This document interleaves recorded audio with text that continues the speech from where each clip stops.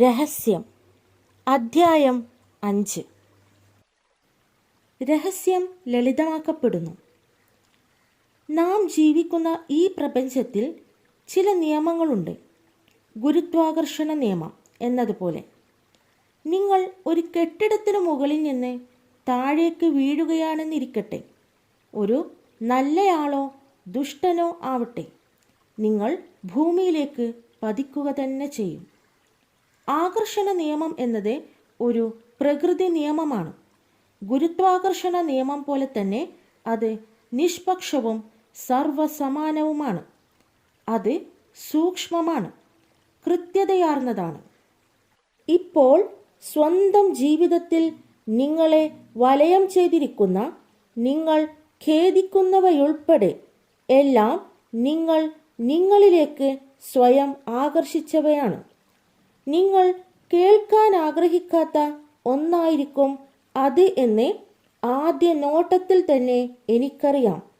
ഉടൻ തന്നെ നിങ്ങൾ പറയുവാൻ പോകുന്നത്, ആ കാർ ആക്സിഡന്റ് ഞാൻ എന്നിലേക്ക് ആകർഷിച്ചതല്ലല്ലോ, അല്ലെങ്കിൽ എനിക്ക് എന്നും തലവേദനയായ ഈ കക്ഷിയെ ഞാൻ എന്നിലേക്ക് ആകർഷിച്ചതല്ലല്ലോ, അതുമല്ലെങ്കിൽ പ്രത്യേകിച്ച് ഈ കടബാധ്യതകൾ ഞാൻ എന്നിലേക്ക് ആകർഷിച്ചതല്ലല്ലോ എന്നൊക്കെയായിരിക്കും. അതിന് ഞാൻ നിങ്ങളുടെ മുഖമടച്ചെന്ന പോലെ പറയുവാൻ പോകുന്ന മറുപടി, അതെ, നിങ്ങൾ തന്നെയാണ് അവയൊക്കെ നിങ്ങളിലേക്ക് ആകർഷിച്ചത് എന്നാണ്. ഉൾക്കൊള്ളാൻ ഏറെ വിഷമമുള്ള ആശയങ്ങളിലൊന്നാണ് ഇത്. പക്ഷേ ഒരിക്കൽ നിങ്ങളത് അംഗീകരിച്ചു കഴിഞ്ഞാൽ അത് നിങ്ങളുടെ ജീവിതത്തെ തന്നെ മാറ്റിമറിക്കും.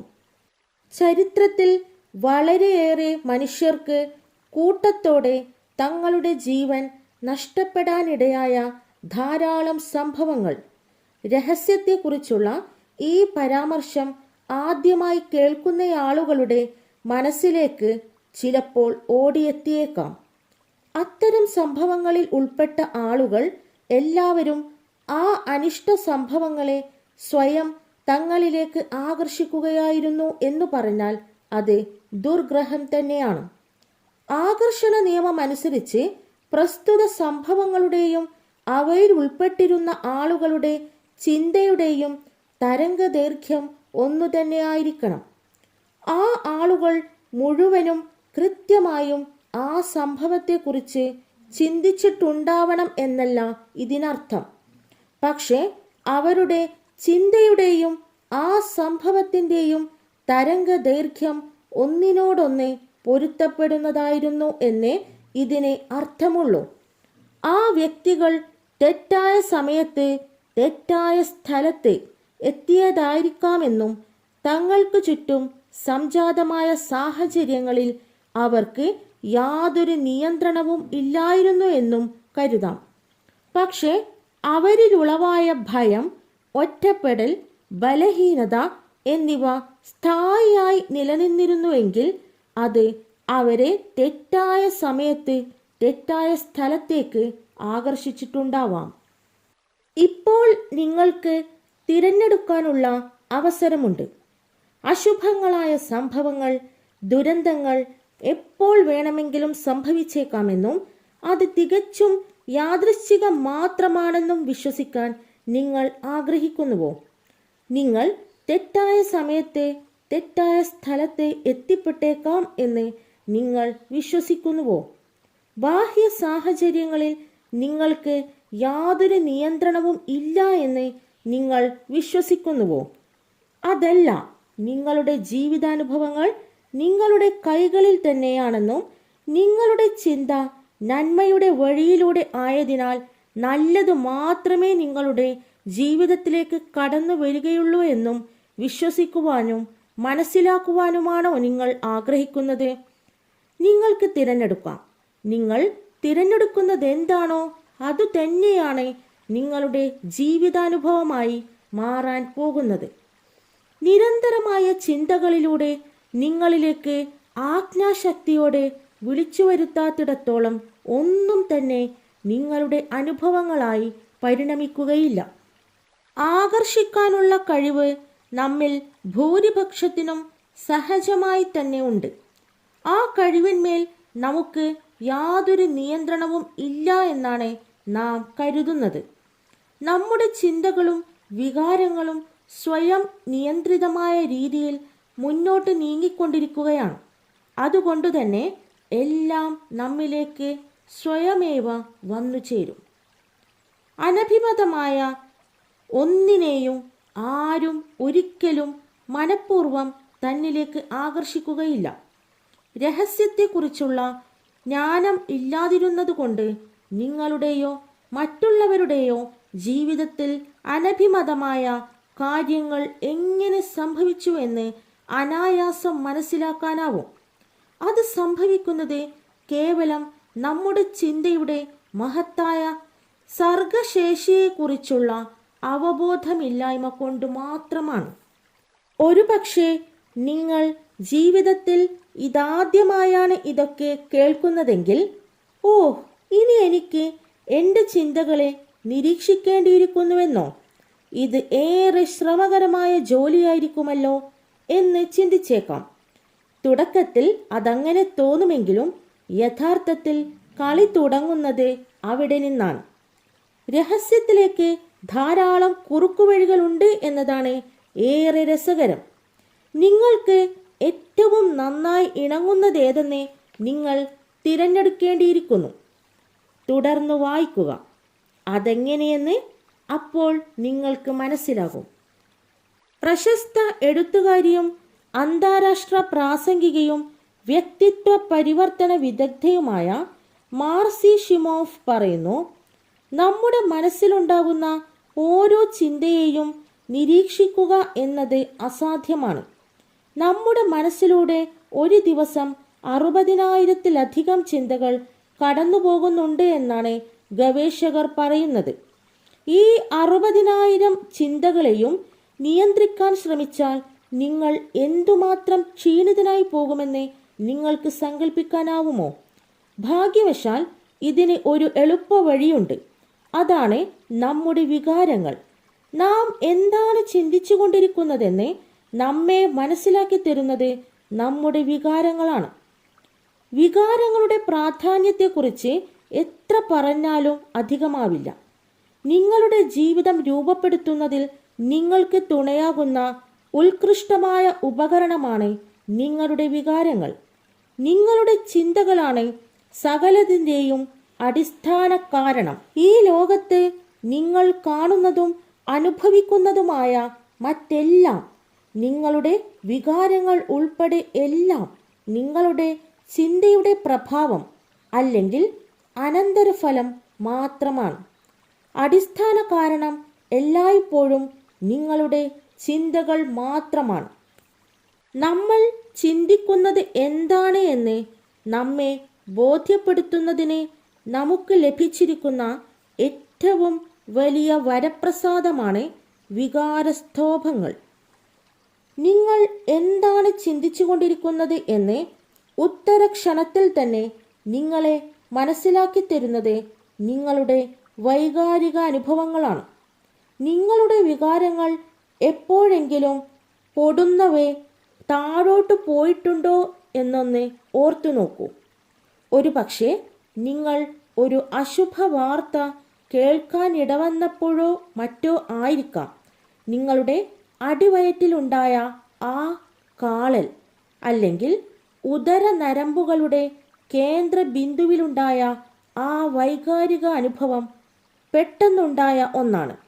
അതായത് നിങ്ങൾ എന്താണ് ചിന്തിക്കുന്നതെന്ന് ഉടൻ തന്നെ നിങ്ങളെ അറിയിക്കുന്ന അടയാളമാണ് വികാരങ്ങൾ. എങ്ങനെയാണ് നിങ്ങൾക്ക് വൈകാരിക അനുഭവങ്ങൾ ഉണ്ടാകുന്നത് എന്നതിനെക്കുറിച്ച് നിങ്ങൾ ബോധവാനാകേണ്ടതുണ്ട്. മാത്രമല്ല അവയുമായി നിങ്ങൾ താദാത്മ്യം പ്രാപിക്കുകയും വേണം. എന്തുകൊണ്ടെന്നാൽ എന്താണ് നിങ്ങൾ ചിന്തിക്കുന്നതെന്ന് സ്വയം മനസ്സിലാക്കാനുള്ള എളുപ്പ വഴിയാണത്. നിങ്ങൾക്ക് 2 ഗണത്തിൽപ്പെട്ട വികാരങ്ങളുണ്ട്. നല്ല വികാരങ്ങളും മോശമായ വികാരങ്ങളും. ഇവ തമ്മിലുള്ള വ്യത്യാസം നിങ്ങൾക്കറിയാം. ഒന്ന് നിങ്ങളെ സുഖകരമായ അവസ്ഥയിൽ എത്തിക്കുമ്പോൾ മറ്റൊന്ന് നിങ്ങളെ വിഷമിപ്പിക്കുന്നു. അതാണ് വിഷാദം, അതാണ് കോപം, അതാണ് വിദ്വേഷം, അതാണ് അപരാധം. ഇത്തരം വികാരങ്ങൾ ഒരിക്കലും നിങ്ങളെ ശക്തിപ്പെടുത്താൻ ഉതകുകയില്ല. ഇവ മോശമായ വികാരങ്ങളാണ്. നിങ്ങൾ മാനസികമായി എന്താണ് അനുഭവിക്കുന്നത്? അത് സുഖകരമായ വൈകാരിക അനുഭവങ്ങളാണോ അതോ മോശമായവയാണോ എന്ന് മറ്റാർക്കും പറയാനാവില്ല. കാരണം നിങ്ങളുടെ മനസ്സിലുള്ള വികാരങ്ങൾ എന്താണെന്ന് അറിയാവുന്ന ഏക വ്യക്തി നിങ്ങൾ മാത്രമാണ്. നിങ്ങളുടെ വൈകാരിക അനുഭവങ്ങൾ സ്വയം മനസ്സിലാക്കാനാവാത്ത ഒരു സന്നിഗ്ധാവസ്ഥയിലാണ് നിങ്ങളെങ്കിൽ സ്വയം ചോദിക്കുക, ഇപ്പോൾ ഞാൻ മാനസികമായി എന്താണ് അനുഭവിക്കുന്നത്? നിങ്ങൾക്ക് ഒരു ദിവസത്തിൽ പലതവണ ഇങ്ങനെ ചോദിക്കാം. അങ്ങനെ പതുക്കെ പതുക്കെ നിങ്ങളുടെ മനസ്സിൽ ഉളവാകുന്ന വികാരങ്ങൾ ഏതു തരത്തിൽ ഉള്ളതാണ് എന്നതിനെക്കുറിച്ച് നിങ്ങൾ കൂടുതൽ ബോധവാനായിത്തീരും. ഇവിടെ നിങ്ങൾ മനസ്സിലാക്കേണ്ട വളരെ പ്രധാനപ്പെട്ട ഒരു കാര്യം, ഒരേ സമയം നിങ്ങളുടെ മനസ്സിൽ മോശമായ വികാരങ്ങളും ഉത്തമമായ ചിന്തകളും ഉണ്ടാവുക എന്നത് അസാധ്യമാണ് എന്നതാണ്. അങ്ങനെ ഉണ്ടാകുന്നത് ഈ നിയമത്തോട് തന്നെയുള്ള ഒരു വെല്ലുവിളിയാണ്. കാരണം നിങ്ങളുടെ ചിന്തകൾ തന്നെയാണ് നിങ്ങളുടെ വികാരങ്ങൾക്ക് നിദാനം. നിങ്ങളുടെ മനസ്സിൽ മോശമായ വികാരങ്ങൾ ഉണ്ടാക്കാൻ ഉതകുന്ന രീതിയിൽ നിങ്ങൾ ചിന്തിക്കുന്നതിനാലാണ് അവയുണ്ടാകുന്നത്. നിങ്ങളുടെ ചിന്തകൾക്കനുസരിച്ചായിരിക്കും നിങ്ങളുടെ തരംഗദൈർഘ്യം. നിങ്ങൾ ഏതു തരംഗദൈർഘ്യത്തിലാണെന്ന് നിങ്ങളുടെ വികാരാനുഭവങ്ങളിൽ നിന്ന് മനസ്സിലാക്കാം.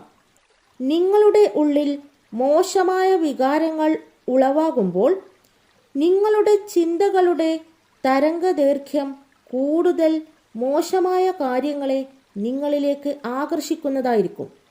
നിങ്ങളുടെ വികാരങ്ങളെ മോശമാക്കുന്ന രീതിയിൽ അശുഭ സംഗതികളുടെ കൂടുതൽ ചിത്രങ്ങൾ നിങ്ങളുടെ മനസ്സിലേക്ക് പ്രക്ഷേപണം ചെയ്തുകൊണ്ട് ആകർഷണ നിയമം പ്രതികരിക്കുക തന്നെ ചെയ്യും. നിങ്ങളുടെ മനസ്സിൽ മോശമായ വികാരങ്ങൾ ഉളവാകുകയും അവയെ മെച്ചപ്പെടുത്തുന്നതിനു വേണ്ടി നിങ്ങളുടെ ചിന്തകളിൽ മാറ്റം വരുത്താൻ നിങ്ങൾ എന്തെങ്കിലും പരിശ്രമം നടത്താതിരിക്കുകയും ചെയ്യുന്നത് ഫലത്തിൽ ഇനിയും കൂടുതൽ മോശമായ വികാരങ്ങൾ ഉണ്ടാക്കുന്ന ചുറ്റുപാടുകളിലേക്ക് എന്നെ കൊണ്ടുപോകൂ എന്ന് പറയുന്നതിന് തുല്യമാണ്. നിങ്ങൾക്ക് നല്ല വികാരങ്ങളും നല്ല തോന്നലുകളും ഉണ്ട് എന്നതാണ് അതിൻ്റെ മറുപുറം. നമ്മുടെ മനസ്സിലേക്ക് അവ കടന്നു വരുന്നത് നമുക്ക് അറിയാനാകും. എന്തുകൊണ്ടെന്നാൽ അവ നമ്മെ സുഖകരമായ അവസ്ഥയിലേക്കാണ് നയിക്കുക. ഉത്തേജനം, ആനന്ദം, കൃതജ്ഞത, സ്നേഹം. എല്ലാ ദിവസവും നമ്മുടെ മനസ്സിൽ ഇത്തരം വികാരങ്ങളാണ് ഉളവാകുന്നതെങ്കിൽ എങ്ങനെയായിരിക്കുമെന്ന് സങ്കല്പിച്ചു നോക്കൂ. നല്ല വികാരങ്ങളെ നിങ്ങൾ സന്തോഷപൂർവ്വം നെഞ്ചേറ്റുമ്പോൾ കൂടുതൽ കൂടുതൽ നല്ല വികാരങ്ങളും അതോടൊപ്പം തന്നെ സുഖവും സന്തോഷവും ഉണ്ടാക്കുന്ന സംഭവങ്ങളും നിങ്ങളിലേക്ക് വലിച്ചെടുപ്പിക്കപ്പെടും. ഇത് യഥാർത്ഥത്തിൽ വളരെ ലളിതമാണ്. ഈ നിമിഷം ഞാൻ ഏതു വികാരങ്ങളെയാണ് ആകർഷിക്കുന്നത്? നിങ്ങൾക്ക് എന്തു തോന്നുന്നു? എനിക്ക് വളരെ സുഖവും സന്തോഷവും അനുഭവപ്പെടുന്നു. വളരെ നല്ലത്. നിങ്ങൾ അത് തന്നെ തുടർന്ന് ചെയ്തുകൊണ്ടിരിക്കൂ. നമ്മുടെ മനസ്സിൽ നല്ല വികാരങ്ങളും നിഷേധാത്മകമായ ചിന്തകളും ഒരേ സമയം ഉണ്ടാവുക എന്നത് അസാധ്യമാണ്. നിങ്ങളുടെ മനസ്സിൽ നല്ല വികാരങ്ങൾ ഉണ്ടാവുന്നതിന് കാരണം നിങ്ങളുടെ നല്ല ചിന്തകളാണ്. നിങ്ങളുടെ ജീവിതത്തിൽ ആഗ്രഹിക്കുന്നതെന്തും നേടാൻ നിങ്ങൾക്ക് കഴിയും. അതിന് യാതൊരു പരിധിയുമില്ല. എന്നാൽ അതിന് ഒരൊറ്റ നിബന്ധന മാത്രമേയുള്ളൂ. നിങ്ങളുടെ ഉള്ളിൽ നല്ല വികാരങ്ങൾ ഉണ്ടാവണം. ഒന്ന് ചിന്തിച്ചു നോക്കൂ. നിങ്ങൾ എല്ലായ്പ്പോഴും ആഗ്രഹിച്ചിരുന്നതും അതുതന്നെയല്ലേ? തീർച്ചയായും ഈ നിയമം സമ്പൂർണവും കുറ്റമറ്റതും തന്നെയാണ്. നിങ്ങളുടെ മനസ്സിൽ സുഖകരമായ വികാരാനുഭവങ്ങളാണ് ഉള്ളതെങ്കിൽ അതിനർത്ഥം നിങ്ങളുടെ ഇച്ഛയ്ക്കൊത്ത ഒരു ഭാവിയാണ് നിങ്ങൾ കരുപ്പിടിപ്പിക്കുന്നത് എന്നാണ്. മറിച്ച് അസുഖകരമായ വികാരങ്ങളാണ് നിങ്ങളുടെ ഉള്ളിൽ ഉളവാകുന്നതെങ്കിൽ നിങ്ങൾ കെട്ടിപ്പടുക്കുന്ന ഭാവി നിങ്ങളുടെ ഇച്ഛയ്ക്കൊത്തുള്ളതല്ല. നിങ്ങളുടെ ദൈനംദിന ജീവിതത്തിൽ ഓരോ ക്ഷണത്തിലും ആകർഷണ തത്വം അതിൻ്റെ സ്വാധീനം ചെലുത്തിക്കൊണ്ടിരിക്കുന്നുണ്ട്.